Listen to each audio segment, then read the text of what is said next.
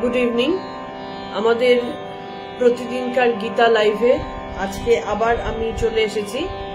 গতকাল আমি বলেছিলাম যে আমাদের কথামৃত লাইভ যেটা হয় সেটা আমি চালু রাখবো, মানে আমি করব, কিন্তু যেহেতু গতকাল ভাইফোঁটা ছিল, আমার বাড়িতেও ভাইফোঁটা হয়, তো মানে সবকিছু করতে গিয়ে আমার পক্ষে আর সময়টা বার করা সম্ভব হয়নি। তো সেই কারণে আমি গতকাল কথামৃত আলোচনাটা করতে পারিনি, পাঠটাও করতে পারিনি। হ্যালো পলি, কালকে খুব সরি, আমি চেয়েও করতে পারলাম না, কারণ 3টের সময় আমি কিছুতেই খালি থাকতে পারলাম না কালকে ভাইফোঁটার কারণে। গুড ইভিনিং মিতাদি। তো আজকে ওই জন্য আমরা গীতা লাইভেই এলাম ডাইরেক্ট আবার। আসলে এই সময়টা এত মানে উৎসব অনুষ্ঠান হেনা তেনা থাকে যে একটু এদিক ওদিক হয়ে যায়। আমি নেক্সট ইয়ার থেকে মনে করছি, এই উৎসবের মাসটাতে আমি কিছুটা বেশ লম্বা বন্ধই রাখবো, কারণ একবার ইচ্ছে হচ্ছে তাও পেরে উঠছি না, একটা চলে আসে আর কি, মানে বারবার হেফাজত হয়ে যায়, অস্বস্তি হয়। গুড ইভিনিং শর্মিলাদি, গুড ইভিনিং। আমাদের প্রতিদিনকার, হ্যালো অনামিকা, প্রতিদিনকার গীতায় আমাদের অলরেডি কর্মযোগ চলছে। কর্মযোগ জিনিসটা আমরা কিন্তু অনেকটা এগিয়েছি, কতটা বুঝেছি সেটা ভাববার বিষয়, কারণ কর্ম করলেই সবাই মনে করে যে কর্মযোগ হয়ে গেল, বা কোনো একটা কর্ম করে সেটাতে যখনই আমরা টাকা পয়সা খুব একটা পেলাম না বা খুব একটা জাগতিক লাভ হলো না, আমরা মনে করলাম আমরা এটা কর্ম করছি। কিন্তু কর্ম কথাটা অ্যাকচুয়ালি কি সেটা জানতে গেলে আমাদের গীতা তো পড়তেই হবে, তার সাথে সাথে স্বামীজিকেও একটু বুঝতে হবে, কারণ স্বামীজি ছিলেন চরম যোগী এবং মানে স্বয়ংভূ যাকে বলা হয়, তিনি শিব, স্বয়ং শিব বলে তিনি অভিহিত হয়েছিলেন ঠাকুরের কাছেই। তো তিনি যে ভাবে কর্মযোগকে ব্যাখ্যা করেছেন সেটাও আমাদের জানাটা প্রয়োজন। তো সেই কারণে আমরা আগে গীতাটা পড়ব, কিছু কিছু তার কথা আমরা যোগ করেছি ঠিকই, কিন্তু স্বামীজির কর্মযোগটা বিশেষভাবে একই সাথে আমরা পড়ার চেষ্টা করব। স্বামীজি তার মধ্যে উপনিষদের ব্যাপারও নিয়েছেন, বেদান্তের ব্যাপারও নিয়েছেন, সমস্ত কিছু নিয়ে তিনি তার উপলব্ধি দিয়ে কর্মযোগের ব্যাখ্যা করেছেন, এবং গীতাতে একরকম ভাবে ব্যাখ্যা রয়েছে। তো আমরা যেহেতু আপাতত গীতার মধ্যে রয়েছি, আমরা গীতার কর্মযোগটাকে নিয়ে আপাতত চলা শুরু করছি। আমাদের আগের দিন হয়েছিল মোস্ট প্রবাবলি 27-28 কি হয়েছিল, 28 নম্বর হয়েছিল কি, 28 বোধহয় হয়নি, 27 অব্দি মোস্ট প্রবাবলি আমরা করেছি। 28 থেকে আজকে আবার আমরা পড়ব, কিন্তু তার আগে প্রতিদিনকার মতন আমরা আগে পাঠটা করে নেব। প্রণাম মন্ত্র দিয়ে শুরু করছি।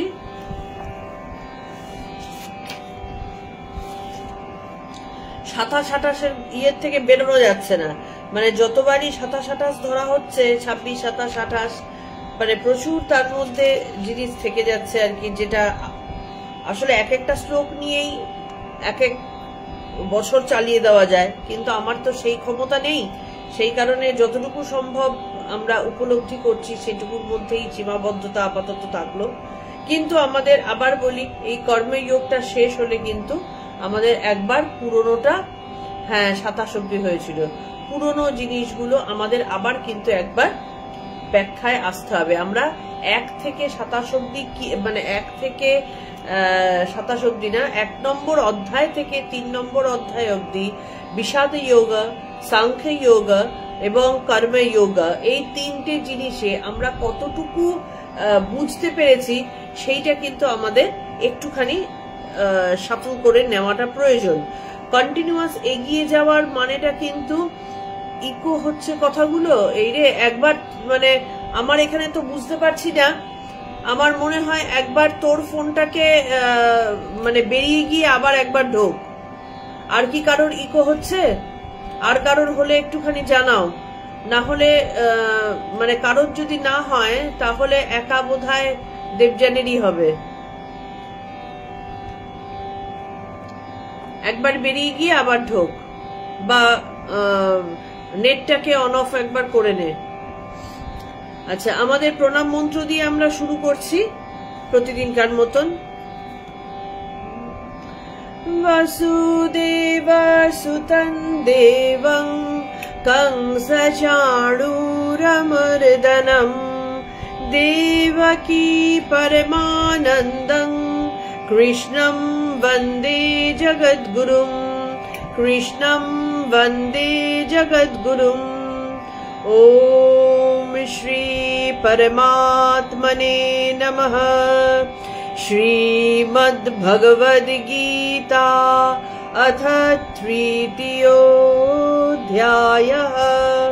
अर्जुन उवाच ज्ञायसि चित्कर्मणस्ते मता बुद्धिर्जनार्दन तत्किं कर्मणि घोरे मान् नियोजयसि केशव।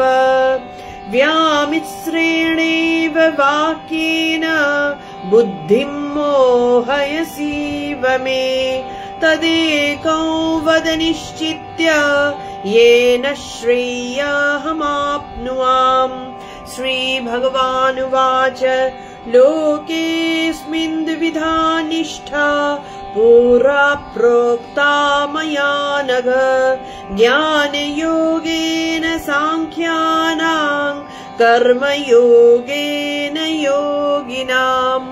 न कर्मणामनारम्भान् नैष्कर्म्यम् पुरुषोऽश्नुते न च सन्न्यासनादेव सिद्धिं समधिगच्छति। न हि कश्चित् क्षणमपि जातु तिष्ठत्य कर्मकृत् कार्यते ह्यवशः कर्म सर्वः प्रकृतिजैर्गुणैः। कर्मेन्द्रियाणि संयम्य यास्ते मनसा स्मरन् इन्द्रियार्थान् विमूढात्मा मिथ्याचारः स उच्यते। यस्तिन्द्रियाणि मनसा नियम्यारभतेर्जुन यस्त्विन्द्रियाणि मनसा नियम्यारभतेर्जुन कर्मेन्द्रियैः कर्मयोगम् असक्तः स विशिष्यते। नियतं कुरु कर्म त्वं कर्म ज्यायो ह्यकर्मणः शरीरयत्रापि च ते न प्रसिद्ध्येत कर्मणः। यज्ञार्थात् कर्मणोऽन्यत्र लोकोऽयं कर्मबन्धनः तदर्थं कर्म कौन्तेय मुक्तः सङ्गः समाचर। सह यज्ञाः प्रजा सृष्ट्वा पुरोवाच प्रजापतिः अनेन प्रसविश्वध्वम् एषा वसिष्ठकामधु। देवान् भावयतानेन ते देवा भवयन्तु वः परस्परं भावयन्तः श्रेयः परमवाप्स्यथ। इष्टान् भोगान् हि वो देवा दास्यन्ते यज्ञभावितः तैर्दत्तान् प्रदायव्यो यो भुङ्क्तेस्तेन एव सः। यज्ञशिष्टशिनः सन्तो मुच्यन्ते सर्वकिल्बिषैः भुञ्जते ते त्वघं पापा ये पचन्त्यात्मकारणात्। अन्याद् भवन्ति भूतानि पर्जन्यादन्न सम्भवः यज्ञाद् भवति पर्जन्यो यज्ञः कर्म समुद्भवः। कर्म ब्रह्मोद्भवौ विद्वि ब्रह्माक्षर समुद्भवम् तस्मात् सवर्गतं ब्रह्म नित्यं यज्ञे प्रतिष्ठितम् एवं प्रवर्तितै चक्रन् नानुवर्तयति हयः अघायुरिन्द्रियारामो मोघं पार्थ स जीवति यस्मात् मरतिरेव स्यात् आत्मतृप्तश्च मानवः आत्मन्येव च सन्तुष्टस्तस्य कार्यं न विद्यते नैव तस्य कृतेनार्थो न कृतेनेह कश्चन न चास्य सर्वभूतेषु कश्चिदर्थव्यपाश्रयः तस्मादसक्त सततं कार्यं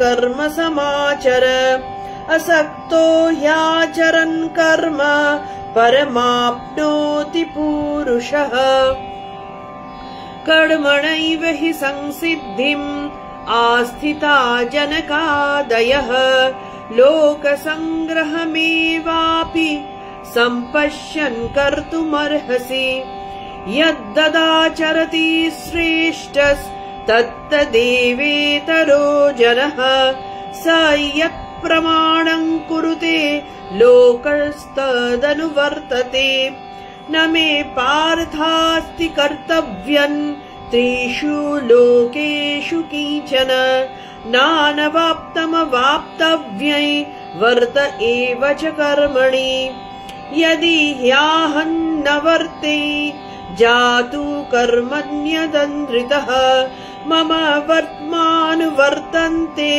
मनुष्याः पार्थ सर्वशः उत्सिदेयुरिमे लोका न कुर्यं कर्म चेदहम् शङ्करस्य च कर्तास्यम् उपहन्यामि माः प्रजः सक्ताः कर्मण्य विद्वांसो यथा कुर्वन्ति भारत कुर्याद् विद्वांस्तथा सक्तश्चिकीर्षु लोके संग्रहम् न बुद्धिभेदै जनयेत् अज्ञानं कर्म संगिनाम् जोषयेत् सर्वकर्माणि विद्यान् युक्तः समाचरन् प्रकृतेः क्रियमाणानि गुणैः कर्माणि सर्वशः अहंकार विमूढात्मा कर्ताहमिति मन्यते। এই 27 অবধি আমাদের পড়া হয়েছিল। 27-এ আমাদের আগের দিন কি হয়েছে, হ্যালো পারমিতা, গুড ইভিনিং, কি পড়া হয়েছে সেটা আমরা একটুখানি ঝালাই করে নেব, তারপরে 28-এ যাব। 27-এ আমাদের এইটা কিন্তু আরো বহুবার পড়তে হবে, কারণ এগুলো একবারে বুঝে যাওয়ার মতো জিনিস কিন্তু নয়। না হলে যারা বড় বড় মহান যারা, তারা শুধু গীতা নিয়ে সারা জীবন কাটিয়ে দিতেন না। যেমন ছোটবেলায় আমরা যখন কোনো গল্পের বই পড়তাম, খেয়াল করে দেখবে আমরা প্রথমে যখন ক্লাস 7-8-এ পড়েছি একরকম মানে বুঝেছি, আবার যখন 11-12-এ পড়েছি বা কলেজে পড়েছি তখন তার মানে আরেক রকম হয়েছে, আরো যখন আমরা বড় অবস্থায় মধ্য বয়সে পড়েছি তখন আরেক রকম মানে হচ্ছে। তো এই যে যত আমরা জিনিসগুলো নিয়ে চর্চা করতে থাকি, বয়সের সাথে সাথে, সময়ের সাথে সাথে, চর্চার সাথে সাথে কিন্তু আমাদের অনুভূতিটা বাড়ে, আর অনুভূতির সাথে সাথে আমাদের জ্ঞানটা বাড়ে। তারে একটা জিনিস নিয়ে যত আমরা চর্চা করব তত তার গভীরের সত্যগুলো উদ্ঘাটিত হবে, কি অ্যাকচুয়ালি ভেতরে বলা রয়েছে সেটার বিভিন্ন দিক ওপেন হতে থাকে। সেই কারণে আমাদের একবার পড়ে জাস্ট ওপর ওপর চলে যাওয়া নয়, বারবার আবার আমাদের পড়তে হবে। তো 27-এ কি ছিল, প্রকৃতে ক্রিয়মাণানি গুণে কর্মাণি সর্বশঃ অহংকার বিমূঢ়াত্মা কর্তাহ মিতি মন্যতে। এখানটাতে বলছেন যে প্রকৃতি, আগের দিন আমরা এটা নিয়ে বলেছিলাম, প্রকৃতি অ্যাকচুয়ালি আমরা মনে মনে চাইছি যে আমি প্রতিদিন নিয়ম করে ভোরবেলা ঘুম থেকে উঠবো, প্রতিদিন নিয়ম করে আমরা সুন্দর জীবনযাপন করব, হলো না, পারলাম না। বা কেউ হয়তো মনে করছে যে আমার মাথার উপরে কাজের চাপ রয়েছে, আমি জানি আমি ভোরবেলা ঘুম থেকে উঠে তাড়াতাড়ি করে কাজগুলো সেরে ফেলবো, আমি জানি যে আমার সেই প্রয়োজনীয়তাও আছে, ক্ষমতাও আছে, করতে পারলাম না, হলো না। বা আমি মনে করছি যে আমি কিছুতেই একটা ধরো খারাপ কথা, হ্যাঁ, আমি মনে আনবো না, আমি চিন্তাতে আনতে চাই না, কারণ আমি পড়ছি, আমি জানছি 5 জন ভালো সঙ্গ করছে, আমি জানি যে এই চিন্তাটা করা ভুল, এটা আমার অন্যায়, আমি চেষ্টা করলাম কিন্তু আমি পারলাম না। তাহলে এই যে আমরা জেনে শুনেও যে আমরা এক একটা জিনিসের প্রতি অ্যাট্রাক্টেড হয়ে যাচ্ছি, সেই কারণে করে ফেলছি, তাহলে এটা কিসের কারণে হচ্ছে? কেন আমি জানা সত্ত্বেও আমি পারছি না? এটার কারণ হচ্ছে কাজ কিন্তু বেসিক্যালি আমরা করি না, করেন হচ্ছে প্রকৃতি। প্রকৃতি কিভাবে করান, এটা ঠাকুর শ্রীরামকৃষ্ণ একটা খুব সুন্দর উপমা দিয়েছেন। সেটা হচ্ছে একটা হাঁড়ির ভেতরে আলু পটল ফুটতে দেওয়া হয়েছে, হাঁড়ির ভেতরে জল রয়েছে, আলু পটল সেই আগুনের তাপে জলটা ফুটতে শুরু করলো, যেই আলু পটলগুলো লাফানো শুরু করলো। এবার আলু পটলগুলো নিজেদের মধ্যে ঝগড়া করে মরছে যে এই দেখ আমি কতটা লাফাতে পারছি, আর ও বলছে আমি কতটা লাফাতে পারছি। অ্যাকচুয়ালি কি ওরা লাফাচ্ছে না লাফাবার ক্ষমতা আছে? জলটা লাফাচ্ছে, সেই কারণে আলু পটল লাফাচ্ছে। তা জলটাই বা ফুটছে কি কারণে? তলায় আগুনটা আছে তাই। তা তলায় যদি আগুনটা না থাকে তাহলে জলটাও ফুটবে না, জলটা যদি না ফুটে তাহলে আলু পটলটাও লাফাবে না। তার মানে এই আলু পটল লাফানোটা বেসিক্যালি, যদিও আমরা চোখের সামনে দেখছি আলু পটল লাফাচ্ছে, আসলে তাকে লাফানো করাচ্ছে ফুটন্ত জল, এবং ফুটন্ত জলটা আসছে আগুনের কারণে। ঠিক তেমনি আমরা যদি আমাদের পুরো জিনিস বিচার করতে থাকি, যেটা জ্ঞানের মাধ্যমে হয়, এই যে আমি কথা বলছি, কেউ দেখছে, কেউ শুনছে, কেউ ভাবছে, কেউ কাজ করছে, কে করছে, কি করে হচ্ছে এই জিনিসটা? আমার মাথা নাড়তে ইচ্ছে হলো, মাথাটা নাড়লাম, ইচ্ছেটা হলো কেন? সেই ইচ্ছেটা যদি হলো, ঠিক আছে, আমার মন থেকে ইচ্ছে হলো, মনের মধ্যে ইচ্ছেটা এলো কিভাবে, কে ইচ্ছেটা করালো? বুদ্ধি বললো। আচ্ছা, বুদ্ধিটাই বা এলো কোথার থেকে? উত্তর নেই কিন্তু তখনই এই সমস্ত ভাবে ধীরে ধীরে এই বুদ্ধির কাজটা করাচ্ছে কে? এইখানটাতেই চলে আসে প্রকৃতির খেলা। এবার ব্যাপার হচ্ছে, আমরা বলতে পারি প্রকৃতি, তাহলে আমি জানা সত্ত্বেও প্রকৃতি যখন জানে যে অন্যায় কাজ করা অন্যায়, ভালো কাজ করা ভালো, তাহলে প্রকৃতি আমাদেরকে দিয়ে অন্যায় আর ভালোটা করাচ্ছে কেন? প্রকৃতি তো শুধু ভালোটাই করাতে পারতো, অন্যায়টা করাবে না। যেখানটাতে সবকিছু অন্যায়ের ফল অন্যায় হয়, ভুলের ফল ভুলই হয়, খারাপের ফল খারাপই হয়, ভালোর ফল ভালোই হয়। যা করবে তার একটা ফলাফল তো থাকবেই। তাহলে আমাদেরকে দিয়ে জেনে শুনে তাহলে প্রকৃতি কেন করাচ্ছেন, আমাদেরকে এই কষ্টটা দিচ্ছেন কেন? এটার কারণটা খুব মজাদারটা খুব সুন্দরভাবে বুঝতে হবে। আমি বলেছিলাম না, বোধে বুঝতে হবে, সবকিছু কিন্তু কথাতে বোঝানো যায় না, বা বই পড়েও বোঝা যায় না, কিছুটা বোধ করতে হবে। ধরো আমাদের পৃথিবী, এটা কি তোমরা মনে মনে ভাবতে পারছো? পৃথিবী বেসিক্যালি আমরা মনে করি পৃথিবীর ওপর দিকে এইভাবে তাকালাম, আকাশ দেখতে পেলাম, তার মানে পৃথিবীর ওপরে আকাশ রয়েছে, তাই তো? ঘটনাটা তো তা নয়। পৃথিবী আকাশে ভাসছে, পৃথিবীর ওপরেও আকাশ, নিচেও আকাশ, পাশেও আকাশ, সর্বত্র আকাশ, আকাশের মাঝখানে পৃথিবী ভাসছে। সুতরাং পৃথিবীর যে কোনো জায়গা থেকেই দেখা হোক না কেন, আকাশের মধ্যে পৃথিবী রয়েছে। এবার আমি একটা পার্টিকুলার জায়গায় দাঁড়িয়ে আমি একটা বাড়ি বানিয়ে ফেললাম, সুতরাং আমার চোখের দৃষ্টিতে আকাশটা বদ্ধ হয়ে গেল। আমি ভাবছি এবার এই বাড়ির ওপরে ছাদে যখন যাব, সেইখানটাতে আকাশ, আর এই ঘরের মধ্যে যে শূন্যস্থানটা, সেটা হচ্ছে ঘরের ছাদের তলা, সেটা অ্যাকচুয়ালি আকাশ নয়। ঘটনাটা কি তাই হলো? তা নয়। তার ব্যাপারটা হচ্ছে, বাইরেও যে আকাশ, ভেতরেও সেই আকাশ।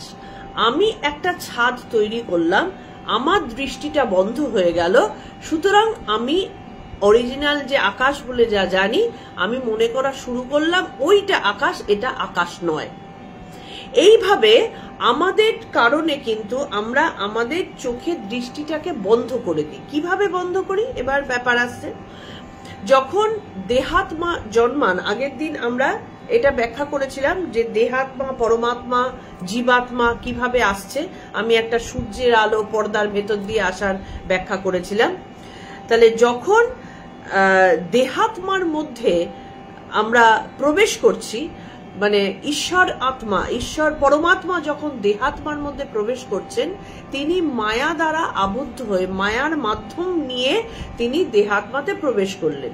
এবার দেহাত্মাতে ঢুকে বেসিক্যালি এই দেহাত্মা ভুলে যায় যে আমি পরমাত্মা। ঘটনাটা ঠিক এরকম হয়ে গেল, আমাদের ঘরের ভেতরকার আকাশ আর বাইরের আকাশ আমরা গুলিয়ে ফেললাম।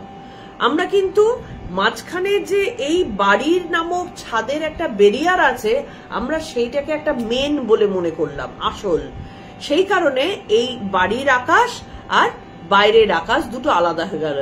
কিন্তু যে মুহূর্তে এই ছাদটা ভেঙে চলে যাবে, তখনই তো বাইরের আকাশ আর ঘরের আকাশ সেম হয়ে গেল, আর তো কোনো বন্ধন নেই। এই যে মাঝখানের ব্যারিয়ারটা, এটাই হচ্ছে মায়া। এবার মায়াকে আশ্রয় এই যে আমি করলাম, এটা কিভাবে আশ্রয়টা হলো?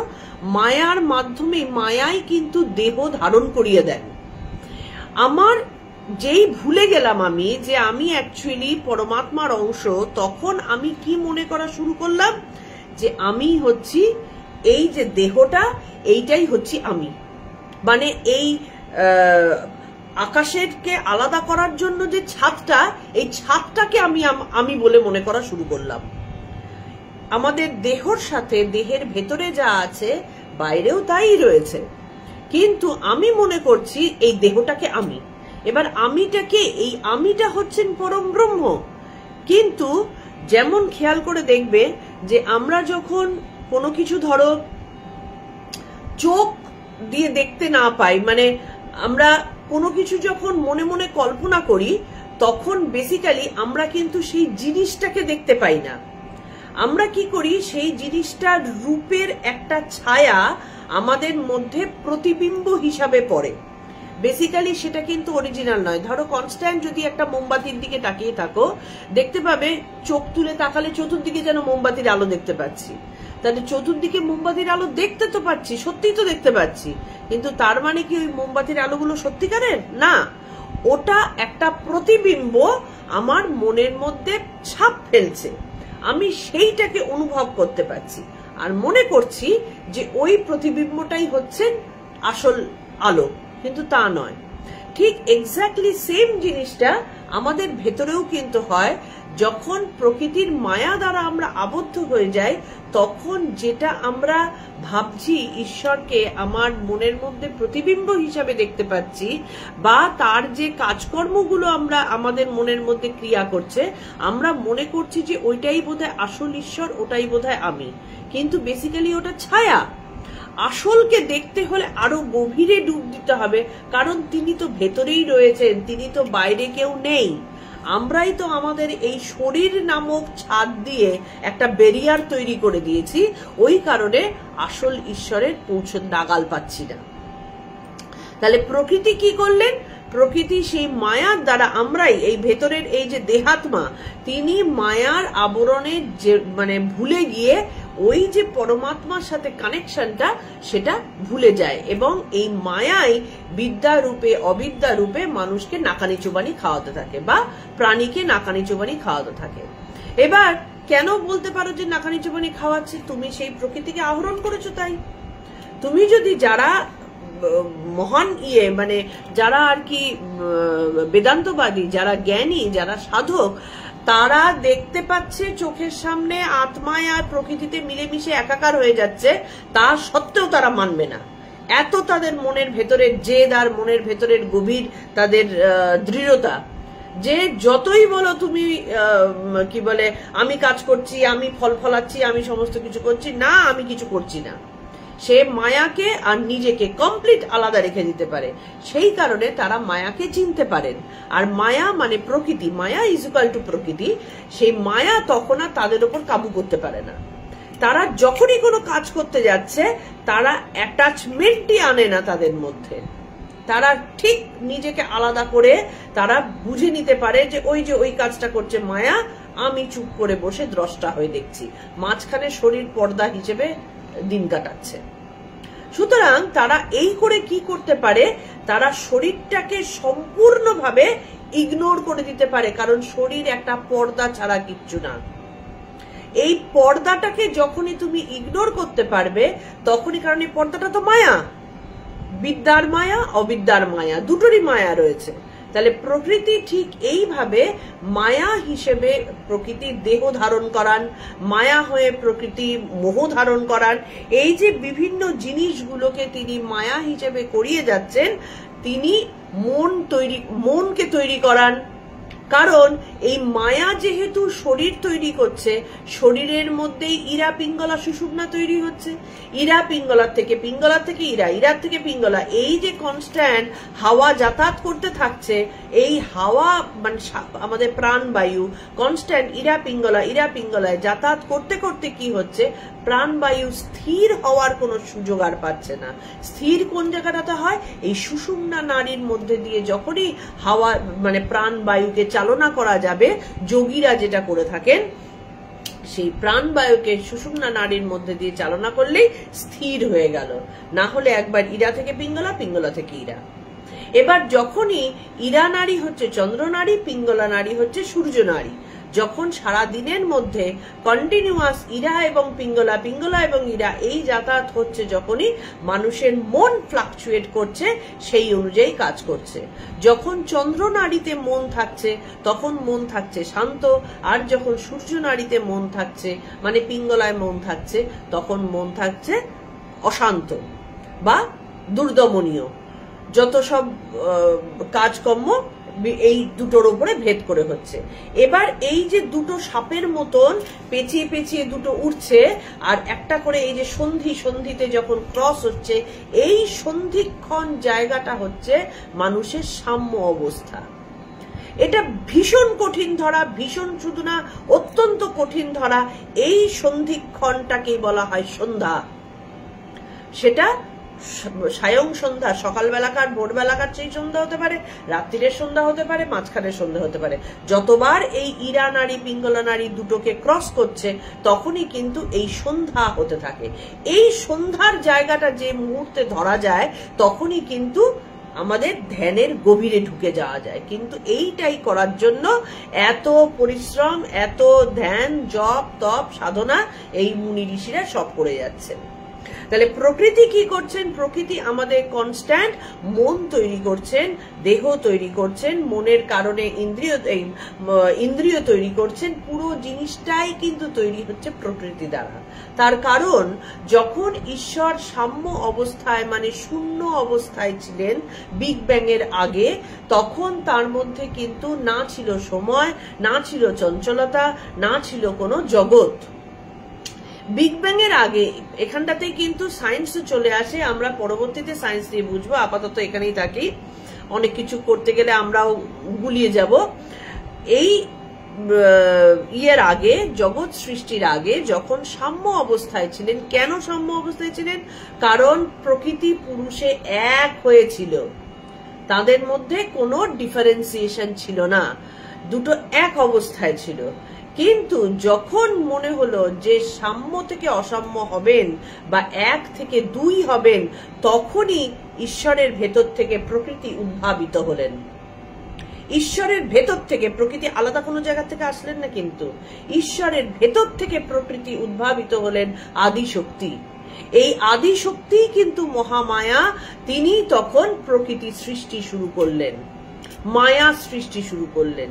যে মুহূর্তে মায়া সৃষ্টি হলো সেই মুহূর্তেই কিন্তু দেহ শুরু হলো, সেই মুহূর্ত থেকেই জগৎ সৃষ্টি শুরু হলো। এক থেকে শুরু হলো দুই, দেহ মানে মন, মন মানে বুদ্ধি, বুদ্ধির থেকেই বিভিন্ন রকম এত কাণ্ড কারখানা সব শুরু হয়ে গেল। এবার আমি যদি মনে করে থাকি যে আমি কেন এই প্রকৃতির খেলায় মত্ত হব, তার কারণ হচ্ছে আমি যে এই ঈশ্বরের ভেতরে, আমার ভেতরে যে দেহাত্মা রয়েছেন, এই দেহাত্মাই যে পরমাত্মা সেটা তো প্রকৃতি ভুলিয়ে রেখে দিয়েছেন। আমার তো সেই দেহাত্মার মনের জন্যেই যে প্রকৃতিকে বশে করে দমন করে আমি বলতে পারবো, সেটা পারতেন কে? শঙ্করাচার্য পারতেন। পারতেন কে? স্বামীজির মতন মহাপুরুষ পারতেন। এরা পারতেন যে তাকে বশে করে তারা কিছুতেই কবলিত হবেন না। তারা সমানে যখনই কোনো কাজ হয়, যখনই কোনো তাদের দ্বারা কর্ম হয়ে যাচ্ছে তিনি একদম ধরে ফেলতে পারছেন এই যে প্রকৃতি করাচ্ছে। আমরা কি সেরকম পারি করতে? আমরা তো প্রকৃতির অধীন হয়ে প্রকৃতি যেভাবে নাচাচ্ছেন আমরা সেইভাবে নাচি এবং তার কবলে কবলিত হই। তাহলে আমার প্রকৃতি আমাকে যেদিকে টানবে, যেমন চুম্বকের প্রকৃতি হচ্ছে লোহাকে আকর্ষণ করা, তাহলে এবার লোহা যেই মুহূর্তে চুম্বকের কাছাকাছি আসবে চুম্বক তাকে টানা শুরু করবেই। এক্স্যাক্টলি সেম জিনিস আমার চোখের যে ইন্দ্রিয়, সেই ইন্দ্রিয়ের যে তৈরি হয়েছে মায়া তৈরি করেছেন, ইন্দ্রিয়ের সাথে মনের কানেকশনটা মায়া তৈরি করেছেন, মন মায়া তৈরি করেছেন। এবার আমি তো বুঝতেই পারছি না, যে জানতেই পারছি না যে এই মন বলো, ইন্দ্রিয় বলো, মায়া বলো, এরা আমার থেকে আসলে আলাদা। আমি তো দুটোকে মিলিয়ে লটাপটি খাচ্ছি। তো সেই কারণে কি হচ্ছে, যে মুহূর্তে এমন একটা জিনিস যাকে আমার চোখ আকর্ষণ করে সে যখন আমার সামনে আসছে তার সাথে আমার কানেকশন তৈরি হচ্ছে। ইন্দ্রিয় এবং ইন্দ্রিয়ের বিষয়, চোখ এবং চোখের দেখার বিষয়, গন্ধ এবং গন্ধ পাওয়ার বিষয়, এই বিষয়ের সাথে ইন্দ্রিয়ের যে কানেকশন তৈরি হচ্ছে আমরা কর্ম করে ফেলছি। কারণ আমাদের নিজেদের আটকাবার ক্ষমতা নেই। আমরা বলতে পারছি না যে না ইন্দ্রিয় তুমি আমার দ্বারা চালিত, তুমি প্রকৃতি দ্বারা চালিত নও। আমি বলতে পারছি না। যে মুহূর্তে বিষয় আসছে এবং ইন্দ্রিয় আসছে আমরা দুজনের মধ্যে কানেকশন করে ফেলছি এবং আমরা কর্ম করতে বাধ্য হচ্ছি। আমরা জানছি, আমার মন জানছে, বিবেক জানছে, বুদ্ধি জানছে যে ওইটা দেখা উচিত নয়, কি ওইভাবে কথা বলা উচিত নয়, কি এইভাবে চলাফেরা করা উচিত নয়, কিন্তু আমার জানা সত্ত্বেও আমার প্রকৃতি আমাকে দিয়ে ওই কাজটা করিয়ে দেবে। তো সেইভাবে তারা যেহেতু কি বলে, সেই কারণে প্রকৃতির গুণ অনুসারে আমরা সব কর্ম করি। তাহলে আমার প্রকৃতির গুণে আমার তখন ইরা নারীতে কাজ হবে না পিঙ্গলা নারীতে কাজ হবে, কোন অবস্থায় আমি থাকবো তার উপরে ডিপেন্ড করে আমার কাজ হতে থাকবে। আর আমি ভাবছি, মানে এই যে দেহাত্মা, সে ভাবছে যে এই দেহটাই বোধহয় আমি, এই দেহটা তো আমি নয়। সেই কারণে কিন্তু ঠাকুর বলতেন যে যেদিন এই নরেন জানতে পারবে যে সে কে, সে আর দেহে থাকতে পারবে না। কারণ এইখানে কৈলাসে গিয়ে স্বামীজি তো বুঝতে পেরেছিলেন, তার ভেতরের পরমাত্মাকে তিনি দর্শন করতে পেরেছিলেন যে এই তো আমি, এটাই তো আমি, আসল এই শরীরটা তো আমি নই। সেই মুহূর্তে এই পুরো দেহটা তার কাছে বাঁধন হয়ে গিয়েছিল, তার পক্ষে রাখা সম্ভবপর ছিল না। তিনি বেরিয়েই যেতেন। বাদবাকিগুলো তো মাত্র, মানে অজুহাত মাত্র, অসুখ বিসুখ তো এদের কাছে অজুহাত মাত্র। তা তিনি বেরিয়ে গিয়েছিলেন। তাহলে অপরদিকে এখানটাতে বলছেন যে আত্মা নিষ্ক্রিয়, অকর্তা ও সাক্ষী। আত্মা কিন্তু চুপ করে ভেতরে বসে বসে দেখতে থাকেন মজার খেলাটা, কিভাবে এই কি বলে প্রকৃতি আমাদের এই শরীরটাকে নিয়ে, মনটাকে নিয়ে নাচিয়ে প্রকৃতি ছলবল ছলবল করে বেড়াচ্ছেন, এইটা তিনি দেখতে থাকেন। আত্মা কোনো কর্ম করেন না, মানুষের দেহ, মন আর ইন্দ্রিয় কর্ম করে। মানুষের দেহ কর্ম করে, প্রকৃতি দ্বারা তৈরি, দেহের সাথে যুক্ত রয়েছে ইন্দ্রিয়, ইন্দ্রিয় কর্ম করে, আর কি বলে মন সেটাকে আরো দেয়, ধুনো দেয় যে ইন্দ্রিয় ওই কাজটা কর, ওই কাজটা কর, এইভাবে ধুনো দিচ্ছে। তাহলে দেহ, মন ও তোমার ইন্দ্রিয়, এই তিনটে বিষয় মিলে কিন্তু আমাদের কর্ম হতে থাকে। তাহলে এবার ধরো আমি হাতে পায়ে কর্ম করছি না, দেহ দিয়ে কর্ম করছি না, কিন্তু মন যে থেকে গেল। তাই মনে মনে যদি কোনো কর্ম করা হয় আমাদের সেই ফল ভোগ করতে আমরা বাধ্য। কারণ আমার মনটা তো কর্ম করছে, আমি তো ভাবছি যে এটা আমার মন, মানে আমিই কর্মটা করছি। বেসিক্যালি যে ভেতর থেকে আগুনের ধাক্কাটা কোথা থেকে আসছে আমরা তো ধরতে পারছি না বলেই এই পঞ্চভূতের ফাঁদে ব্রহ্ম পড়ে কাঁদে, এই কথাটা এখান থেকেই আসে।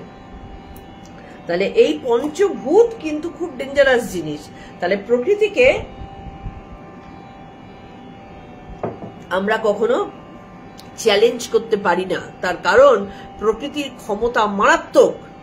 তাহলে প্রকৃতিকে চ্যালেঞ্জ করতে গেলে তারা চ্যালেঞ্জ করতে পারতেন ওই চূড়ান্ত যারা বেদান্তবাদী, যারা কট্টর একেবারে, তাদের মধ্যে ভেতরে অন্তরে অন্তরে বেদান্ত বুদবুদ করছে, স্বামীজির মতো আর শঙ্করাচার্যের মতন কয়েকজন লোক।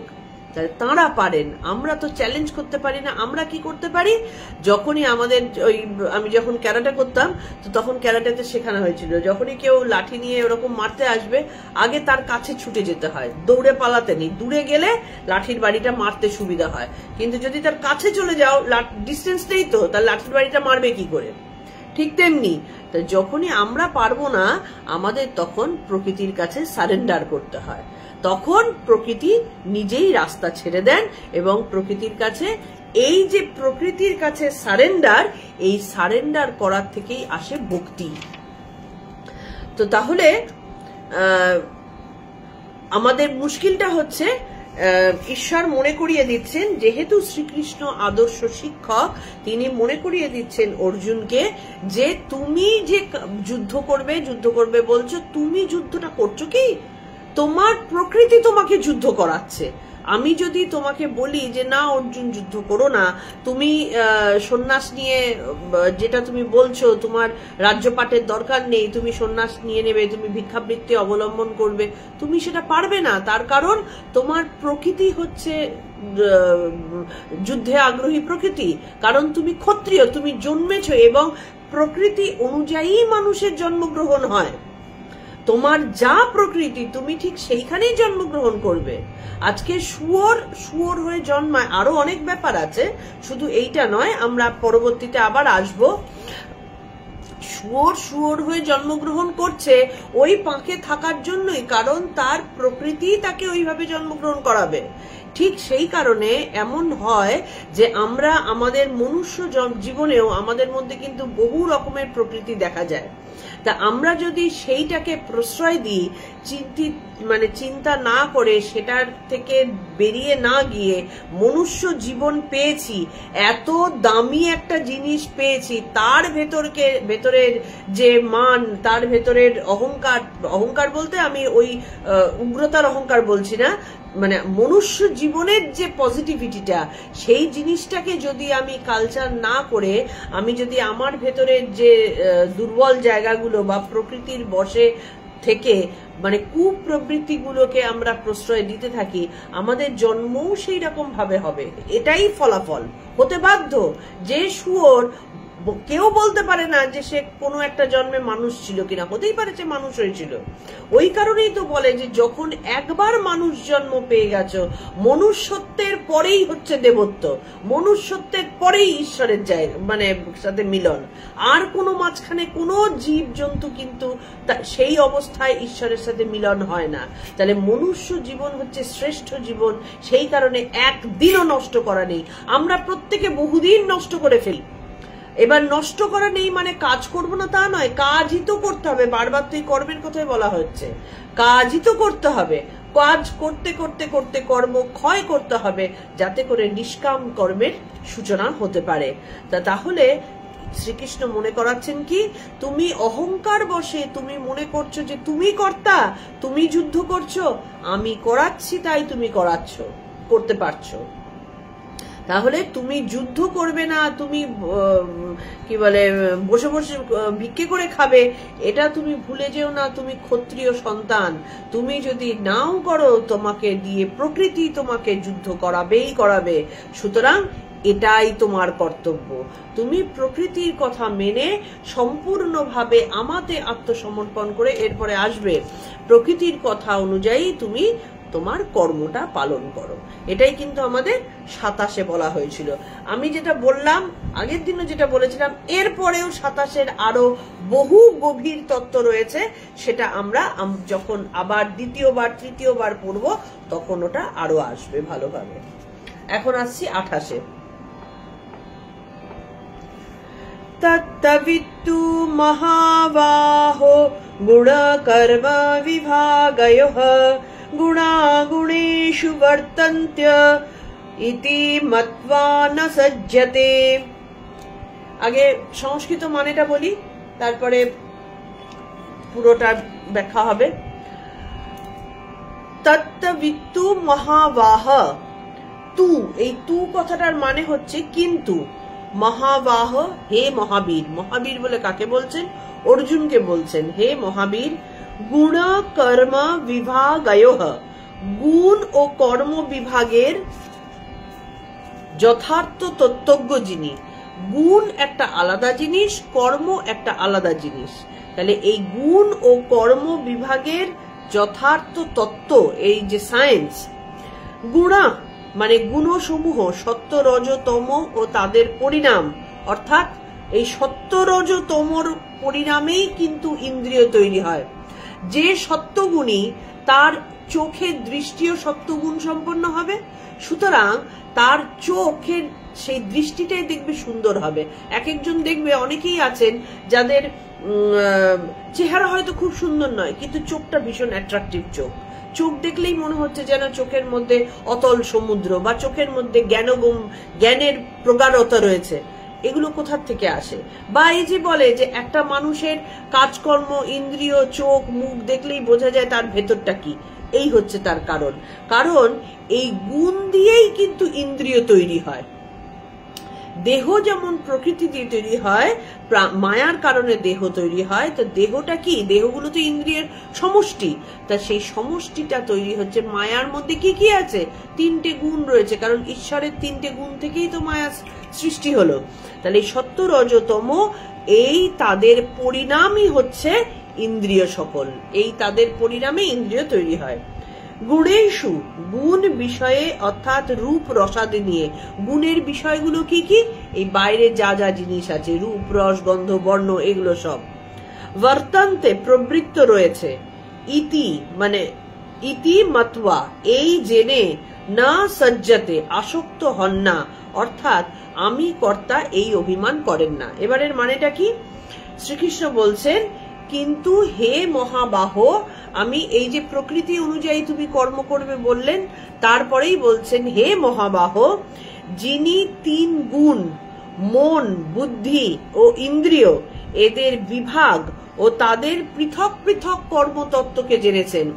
মন কিভাবে কাজ করছে, ইন্দ্রিয়ের ওপর তার কি প্রভাব, ইন্দ্রিয় কোথা থেকে তৈরি হচ্ছে, বুদ্ধি কাকে কি দিয়ে মনের ওপরে কাজ করাচ্ছে, এই কর্ম এবং তার দ্বারা কিভাবে কর্ম হচ্ছে, এই আলাদা আলাদা তত্ত্বকে যিনি জেনেছেন, তিনি এইটা জানার পরে কখনোই কর্মে আসক্ত হন না। কর্মে আসক্ত হন না কথাটার মানে কি? কর্ম করব না, কর্ম করতে ভালো লাগছে না, এর থেকে বড় ভুল কথা আর কিছু নেই। কর্ম আসক্ত হন না মানে কর্ম ফলে আসক্ত হন না, কর্মের সাথে কোন রকম রিলেশন তৈরি করেন না। কর্মে আসক্ত হন না কথাটার অর্থ কর্মের সাথে রিলেশন তৈরি করেন না।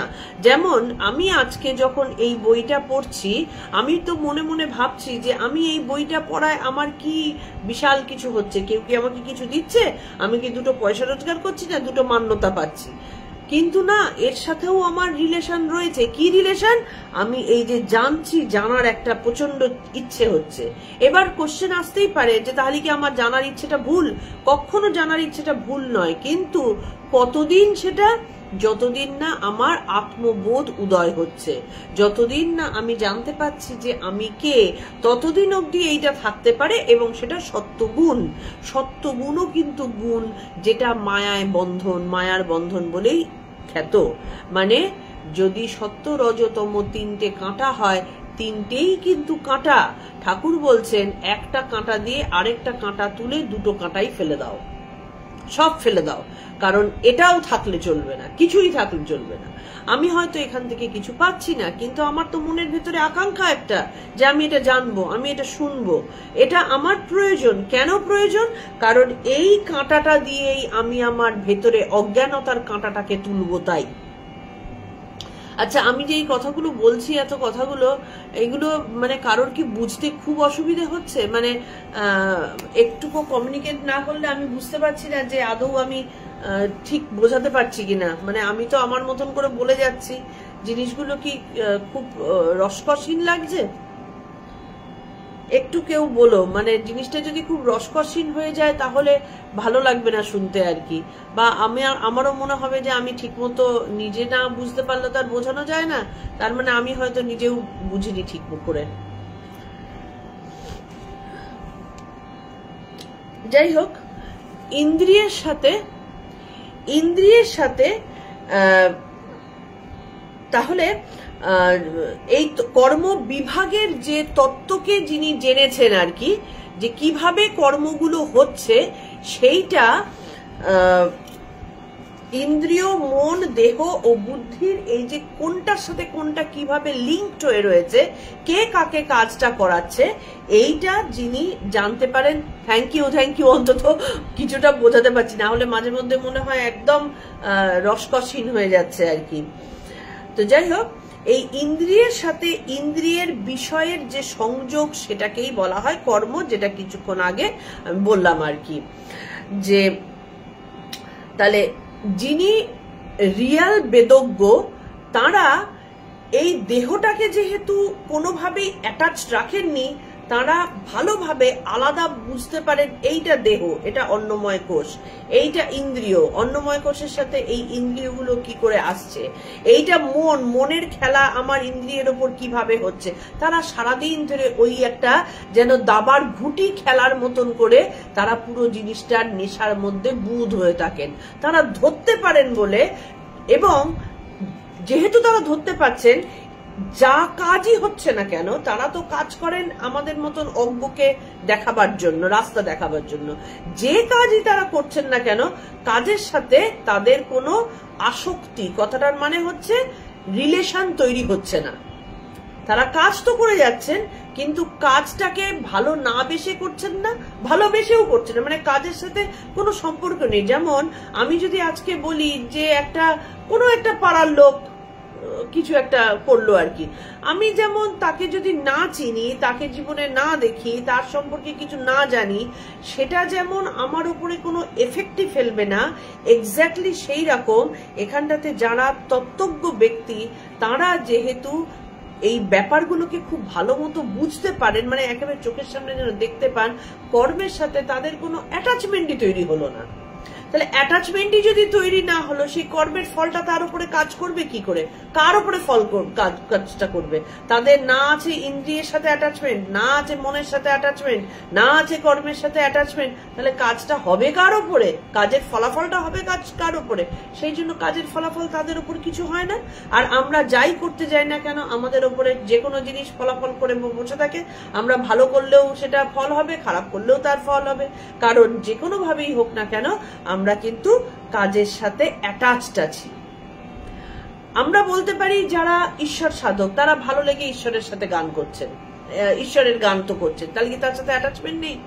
তাদের ঈশ্বরের সাথে অ্যাটাচমেন্ট আছে, গানটার সাথে অ্যাটাচমেন্ট নেই। তারা ভক্তি ভাবে যারা রয়েছেন, সেই ভক্তির মাধ্যমে তারা ঈশ্বরের সাথে অ্যাটাচ করছেন। ভক্তি দেখাবার একটা উপায় হচ্ছে সেই গান দিয়ে তাকে ভালো লাগা। আর যারা কর্মবিদ হন, তারা কি করেন? তারা একটা লেভেলে এসে জ্ঞান, কর্ম ও ভক্তি এই তিনটিকে এক করে ফেলেন। কি করে করেন? তার কারণ হচ্ছে তারা কর্ম করছেন, প্রথমে কর্মটাকে তারা করতে করতে তার ভেতরে যে কর্মের সাথে তাদের যে রিলেশন, সেই ব্যাপারটাকে তারা বুঝে যাচ্ছেন। সুতরাং তাদের জ্ঞান উদয় হচ্ছে। যেই জ্ঞান উদয় হচ্ছে, তারা বুঝতে পারছেন যে কর্মটা বেসিক্যালি প্রকৃতি করছে, আমি করছি না। সুতরাং তাদের মধ্যে জ্ঞানের উদয় হয়ে গেল, কর্ম থেকে জ্ঞান যোগ হয়ে গেল, জ্ঞান তারা বুঝে গেলেন।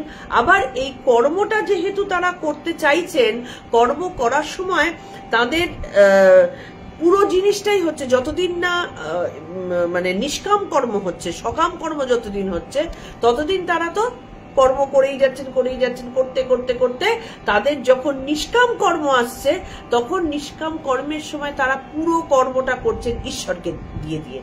যাই করছেন ঈশ্বরের জন্য করছি, যাই করছি তার জন্য করছি। তাহলে যেমন একটা কাজের লোক যখন আমাদের বাড়িতে কাজকর্ম যারা করে, তারা যেমন মালিকের কথা ছাড়া কিচ্ছু বোঝে না। কেউ কিছু বললেই বলবে, যা ওই মালিককে জিজ্ঞেস করো, আমাকে মালিক করতে বলেছে। কোনো একটা কিছু হারিয়ে গেলেই অন্য কেউ এসে এটা জানতে চাইলে, আমি কিছু জানি না বাবা, যা জানে মালিক জানে। তাহলে সব দায়ভার মালিকের, ওদের কিছু দায়ভার নেই। তাহলে ঠিক তেমনি তারা কি করছে, যা কোনো কাজ হচ্ছে না কেন, সমস্ত কিছু দিয়ে দিচ্ছে ঈশ্বরের প্রায় অর্পণ করে। সুতরাং তাদের তো কোনো আর দায়ভারই থাকছে না।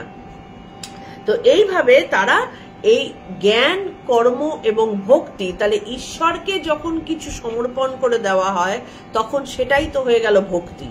তাহলে যারা তত্ত্বজ্ঞ ব্যক্তি তারা একসাথে জ্ঞান, কর্ম ও ভক্তির চর্চা নন স্টপ করে যাচ্ছে।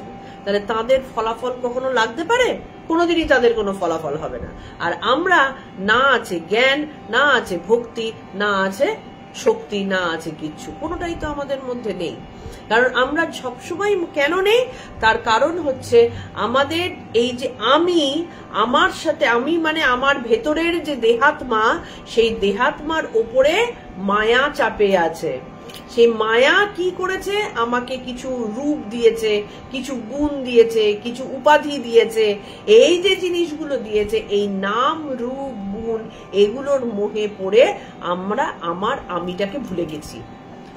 নাম, রূপ, গুণের এই যে চাদর, বিশাল চাদর, তার উপরে আসছে যত এই চাদর মোটা হবে, একটার পর একটা জিনিস চাপতে থাকবে। কখনো অহংকারের চাদর আসছে, কখনো সূর্যের চাদর আসছে, কখনো নেশার চাদর আসছে, কত রকমের চাদর, ছল চাতুরি, হেনা তেনার চাদর আস্তে আস্তে আস্তে এই যে মোটা দেয়াল তৈরি হয়ে গেল। ভেতরে পঞ্চভূতের ফাঁদে ব্রহ্ম পড়ে কাঁদে। ব্রহ্ম তখন আর টের পাচ্ছেন না যে আমি আর সেই পরমাত্মা একই। এই ছাদের চাদরটা মোটা হয়ে যায়। সেই কারণে আমরা কর্মফল ত্যাগ করতে পারি না। কারণ এইটা করতে করতে, যেমন দেখবে মানে কি বলবো, ওই যে কিছু স্টিকার থাকে না, যার সাথে পেছনে একটা স্টিকারের যেরকম কাগজটা এমন ভাবে সেটে থাকে, মনে হয় ওটাই বোধহয় আসল। কিন্তু এই কাগজটা খুললে তবে স্টিকারটা সাঁতরানো যাবে, কারণ স্টিকারের পেছনে আঠা আছে। সেই আঠাটা কাগজটা না খুললে বোঝা যায় না। কিন্তু এমনি হাতে নিয়ে দেখো, মনে হবে যেন ওইটাই, ছবিটাই হচ্ছে একসাথে একই জিনিস। ঠিক তেমনি আমাদের ভেতরের এই যে আসল যে মানে দেহাত্মা, তিনি সম্পূর্ণভাবে চাপা পড়ে থাকেন মায়ার কবলে কবলিত হয়ে। তাহলে প্রকৃতি এইভাবে আমাদেরকে দিয়ে কাজ করিয়ে নেন। তাহলে এখানে বলছেন যে ইন্দ্রিয় রূপে, মানে চক্ষু, কর্ণ, নাসিকা, জিহ্বা, ত্বক ইত্যাদি, এই রূপে গুণা গুণে সুবর্তন্তে, এই গুণ ইন্দ্রিয় রূপে আর পরিণত প্রকৃতি রূপে, মানে রূপ, রস, গন্ধ, স্পর্শ, শব্দ, এই রূপে এই প্রকৃতির সাথে ইন্দ্রিয় যুক্ত হলো। বিষয় এবং ইন্দ্রিয়, ইন্দ্রিয়গুলো কি? আমাদের প্রকৃতি দ্বারা তৈরি, চক্ষু, কর্ণ, নাসিকা, জিহ্বা, ত্বক, মন, বুদ্ধি, চিত্ত, অহংকার, এইগুলো। আর প্রকৃতির বিষয়গুলো কি? রূপ, রস, বর্ণ, গন্ধ, স্পর্শ, এইগুলো। এই যে দুটোর মধ্যে অ্যাটাচমেন্ট তৈরি হয়ে গেল। এই অ্যাটাচমেন্টের কারণে এবার প্রকৃতি যা করাবে তুমি তাই করবে, যা করাবে তুমি তাই করবে। কিন্তু আত্মা গুণ ও কর্ম থেকে ভিন্ন। আত্মা না গুণের সাথে যুক্ত, আত্মা কিন্তু মজার খেলা ভেতরে বসে বসে দেখে যাচ্ছে, না কর্মর সাথে যুক্ত। তিনি নিষ্ক্রিয়, নির্লিপ্ত ও সাক্ষী স্বরূপ। একথা জেনে তত্ত্বজ্ঞ ব্যক্তি যিনি জানেন, তিনি আমি কর্তা এই অভিমান করেন না। তিনি জানেন এই শরীরটাকে দিয়ে, মনটাকে দিয়ে কার্য করাচ্ছে ওই প্রকৃতি, আমি কিচ্ছু করছি না। তিনি অহংকারটাও করেন না, তাই তিনি কর্মফলে আসক্ত হন না। এখানে শ্রীকৃষ্ণ অর্জুনকে মহাবাহু বলে সম্বোধন করছেন। তার কারণ হচ্ছে তিনি বলতে চাইছেন তুমি বীর ও শক্তিমান, তুমি তো তত্ত্ববিদ। কারণ অর্জুনের তো আগেকার দিনে তো এরা প্রত্যেকেই যথেষ্ট তত্ত্ববিদ ছিল এবং লেখাপড়া জানা ছিল, শাস্ত্রজ্ঞ ছিল। আমাদের মতন ডিগ্রি পাশ করা লেখাপড়া নয়, তারা প্রত্যেকে শাস্ত্রজ্ঞ ছিলেন। তাহলে তুমি তো শাস্ত্রজ্ঞ পণ্ডিত ব্যক্তি, তো তুমি তো অজ্ঞ নও। তো সেই কারণে তুমি কেন এটার সাথে নিজেকে গুলিয়ে ফেলছো? তুমি কেন ধনুর্বাণ ত্যাগ করছো? তার মানে তুমি কর্মের সাথে নিজেকে গুলিয়ে ফেলছো।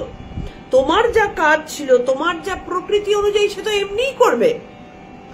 প্রকৃতি অনুযায়ী আপনি আপনি হতেই থাকবে, চলতেই থাকবে। সন্ন্যাসীরা কিন্তু এটাই করেন। তাদের কি চোখের সামনে কিছু পড়ছে না? পড়ছে। তাদের কি হাতে পায়ের সামনে কিছু হচ্ছে না? হচ্ছে, সবই হচ্ছে।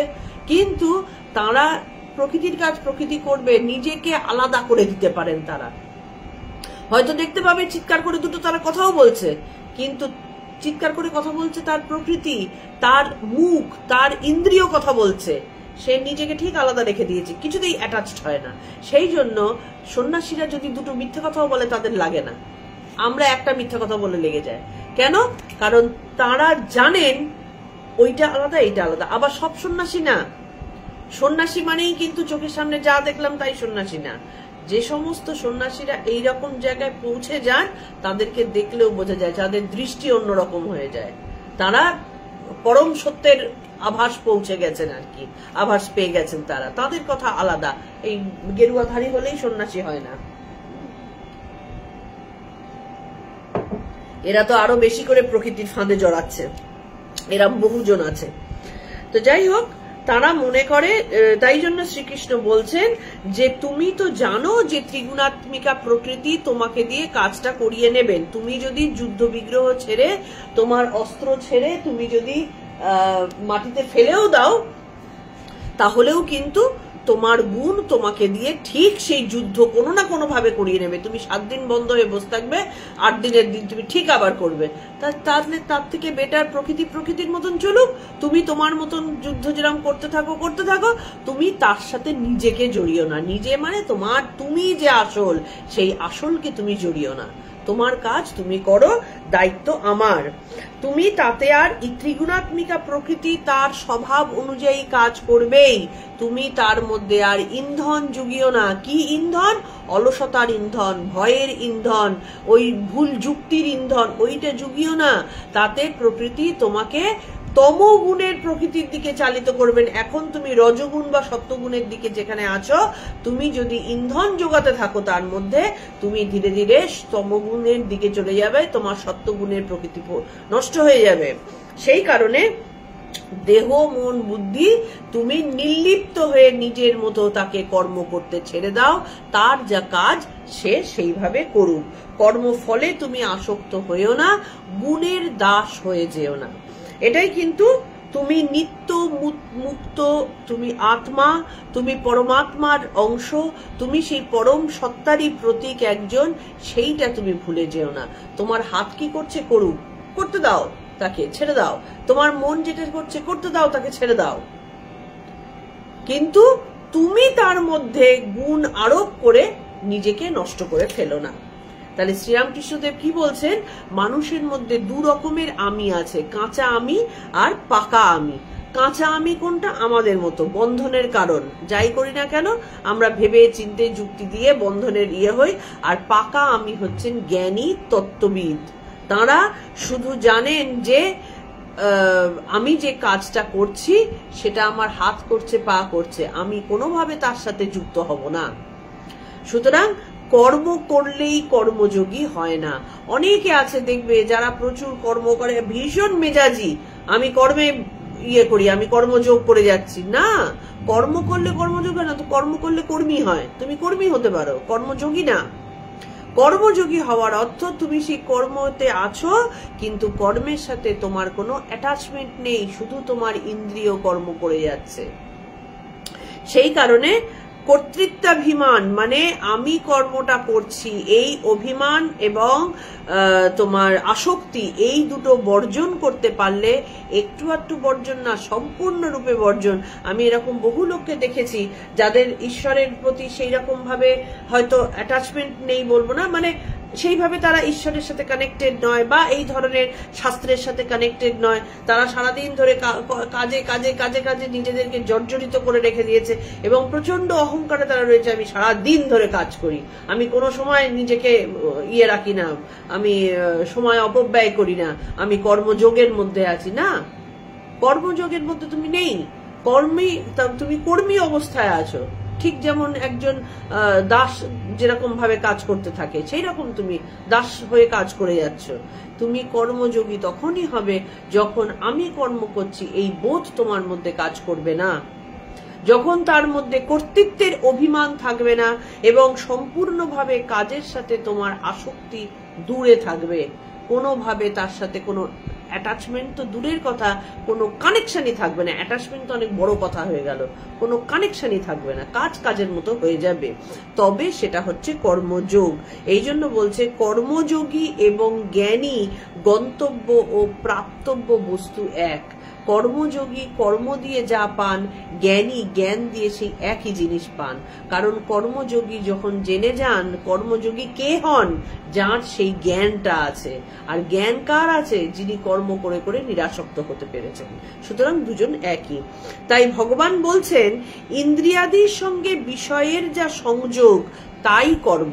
ইন্দ্রিয়ের সাথে বিষয়, ইন্দ্রিয় কি? চক্ষু, কর্ণ, নাসিকা, জিহ্বা, ত্বক। তার সাথে বিষয় কি? রূপ, রস, স্পর্শ, গন্ধ, এইগুলো। এটার সাথে একটা সুন্দর মহিলা, আমার চোখ, দুটোর সাথে যা কানেকশন হলো, এটাই হচ্ছে কর্ম। তাহলে যিনি তত্ত্বজ্ঞ ব্যক্তি তিনি জানেন আত্মা নিষ্ক্রিয়, আত্মা কাজ করছে না, তিনি ওই আত্মাতে নিজের মনটাকে ফেলে রেখে দেন। সুতরাং ওই মনের আর কোনো উথাল পাথাল নেই, মন শান্ত ধীর স্থির অবস্থায় ওই আত্মার মধ্যে বসে রয়েছে। তাহলে মন আর অ্যাটাচড হলো কোথার থেকে? ইন্দ্রিয়ের মতো কি করলো, মনের কোনো কাজ নেই, সুতরাং কর্মফলও নেই। তাহলে যার আত্মজ্ঞান লাভ হয়নি তিনি একমাত্র মনে করেন যে আমি অমুক করলাম, আমি তমুক করলাম, আমি কর্তা, আমি ফলভোগী, সুতরাং আমারই ফল ভোগ হচ্ছে, অথবা ফল ভোগ হচ্ছে না, ফলের আশায় তিনি কর্মে আসক্ত হন এবং জর্জরিত হতে থাকেন। এবার মনে করতে পারি যে ধরো আজকে আমি আমাদের মতন একটা সংসারে ফট করে একটা দুঃখের কারণ উপস্থিত হলো, তো তাহলে কি আমি দুঃখ পাবো না? যার কর্মফল সম্পর্কে জ্ঞান এসে গেছে, কর্ম সম্পর্কে জ্ঞান এসে গেছে, দেখবার বিষয়ের সাথে যার কোনো অ্যাটাচমেন্ট নেই, তার দুঃখটা আসবে কোথার থেকে? তার তো দুঃখটাই আসবে না, কারণ তার সেই বোধটাই নেই। সুতরাং সে সবসময় আনন্দে মগ্ন থাকেন।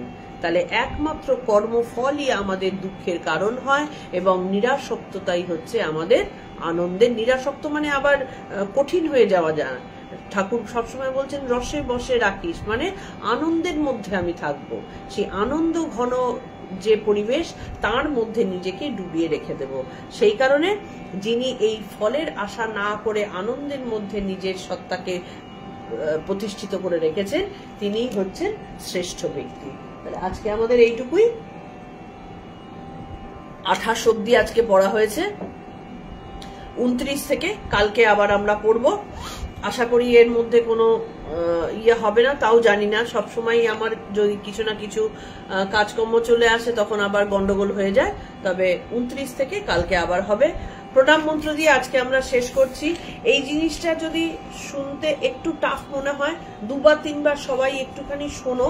আমার মনে হয় পরপর 2-3টে আমাদের যা আলোচনা হয়েছে এইটা বারবার শুনলে অনেকটা নিজের মনের মধ্যে জিনিসগুলো সহজ হবে, বলবো না, মানে কিছুটা হলেও ওপেন আপ হবে পুরো ব্যাপারটা।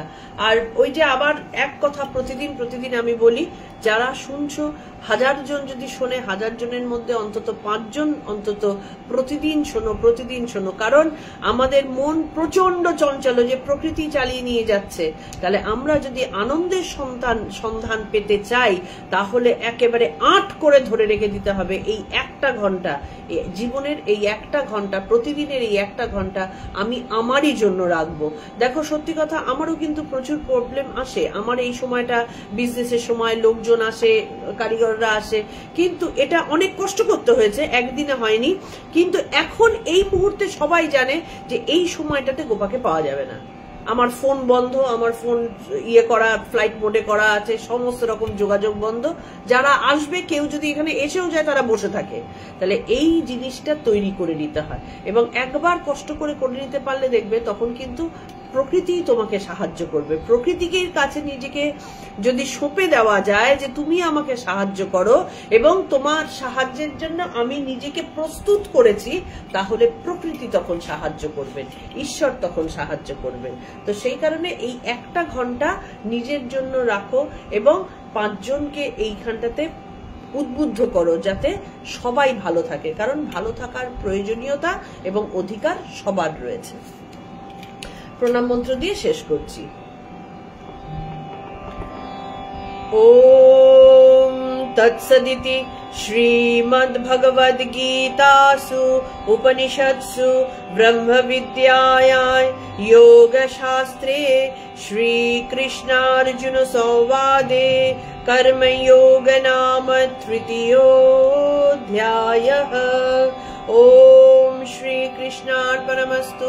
ওম শ্রী কৃষ্ণার্পণমস্তু। ওম শ্রী কৃষ্ণার্পণমস্তু। ভালো থেকো, পরের দিনের নোটিফিকেশনের জন্য ওয়েট করো।